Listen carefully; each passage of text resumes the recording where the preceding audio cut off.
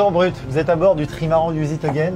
Ce trimaran est reconditionné, ça veut dire qu'il était abandonné et j'ai décidé de lui donner une seconde vie en réutilisant un maximum de matériaux et de matériel existant. Je vous emmène pour la visite.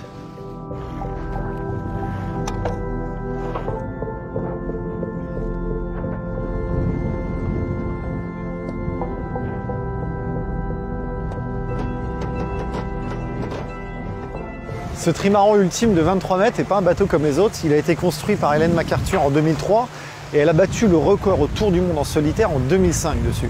Puis après, il a navigué quelques années, mais il a été surtout abandonné pendant plus de 6 ans à Brest. Et il est resté vraiment à l'état, on pourrait dire, d'épave, en tout cas plus utilisé. Et donc, voilà, on a monté tout ce projet Use It Again pour qu'il renavigue et on lui a donné cette seconde vie. Et c'est à partir de 2018 qu'il a retrouvé l'eau. Nous sommes sur la partie avant du bateau. C'est une partie qui peut être assez dangereuse quand on avance et je navigue à haute vitesse. Là, c'est pour vous montrer, on a ralenti pour vous montrer ces deux voiles d'avant. Ce sont deux génois qu'on appelle J2 et J1, plus en avant. Des voiles que j'ai réutilisées, qui étaient au sein d'un team professionnel qui n'en avait plus l'utilité. C'est l'objectif du projet, c'est d'aller chercher du matériel qui est en stock quelque part et éviter qu'il soit jeté. Sur ce bateau, il y a plein d'autres éléments. Il y a les écoutes, par exemple, ce sont toutes les ficelles qu'on trouve à bord. Ce sont des kilomètres mis bout à bout. Donc on a essayé de trouver un maximum de bouts, comme on les appelle, existants pour pas devoir acheter neuf. Parce que acheter neuf, c'est produire neuf. C'est de la chimie un bout. Ce sont des fibres qui sortent d'usine. Donc ça, c'est vraiment important d'utiliser de la matière, du matériau existant. En fait, un trimaran comme celui-ci, s'il est bien entretenu, peut vraiment durer très longtemps. C'est ça, en fait, qui est paradoxal. C'est qu'on construit des bateaux de course très performants dans des matériaux composites, de carbone, etc., faits pour durer. Et puis finalement, ils sont utilisés que quelques années. Vas-y, Isaac.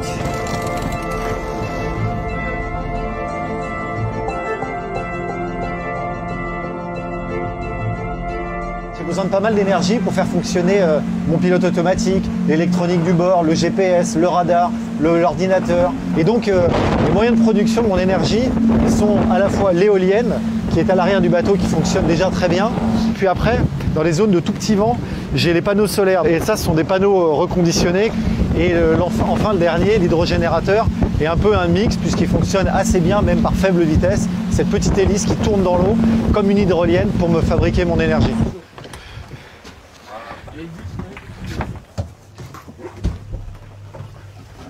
Là, je vais dézoomer pour vous montrer la Bretagne. Je suis dans une notion avec ce bateau de performance relative. C'est-à-dire que je sais qu'il y a des bateaux, il existe 3-4 trimarans plus rapides que le mien. Je sais que je ne pourrais pas voilà, me battre contre eux directement en vitesse pure. Mais d'abord, le bateau va vite quand même. Il faut aller au bout. Je veux le plus vite possible avec les capacités du bateau. Et aujourd'hui, je pense que ce qui est important, c'est de partager ses émotions, partager ses aventures. Et on n'est pas uniquement dans le fait d'aller le plus vite possible. Parce qu'aller le plus vite possible, ça coûte très cher. Et comme je disais, ça consomme énormément de ressources.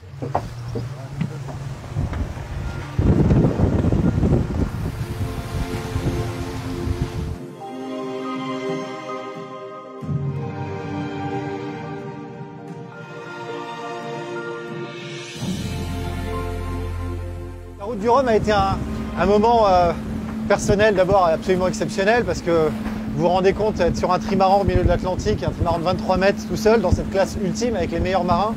C'est vraiment quelque chose d'incroyable. Et ça a été surtout l'événement lancement de la renaissance de ce bateau. On a validé tout ce qu'on avait mis en œuvre pour donner une deuxième vie à ce bateau.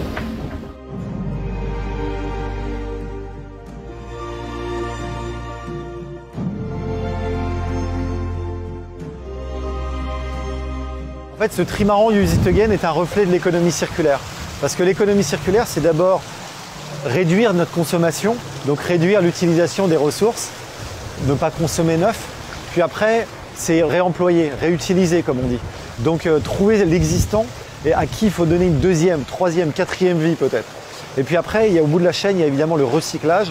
Et le recyclage, j'arrive à le faire de temps en temps sur certaines pièces du bateau, mais c'est très compliqué. Je vais vous montrer un exemple important. C'est l'été, c'est le câble qui tient le mât, donc du pont jusqu'en tête de mât.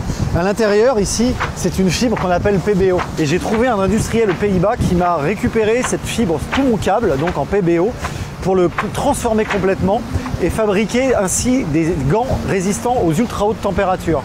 Donc là, on est vraiment dans un exemple pur où mon déchet devient une ressource pour lui, un exemple parfait d'économie circulaire.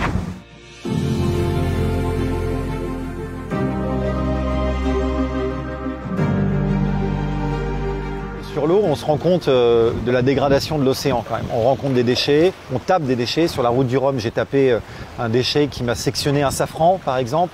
L'année dernière, quand je suis allé de Bretagne en Méditerranée, dans le détroit de Gibraltar, j'ai tapé à 2 reprises, à 2 heures d'intervalle. Comme les ressources sont finies et qu'on ne peut pas polluer indéfiniment les sols, les océans, eh bien, il faut absolument rentrer dans une boucle vertueuse dite circulaire. Avec l'exemple de Use It Again, on donne des idées aux entrepreneurs, aux chefs d'entreprise pour limiter leur consommation, leur empreinte carbone, et le réemploi fait partie de l'entrée dans cette économie circulaire.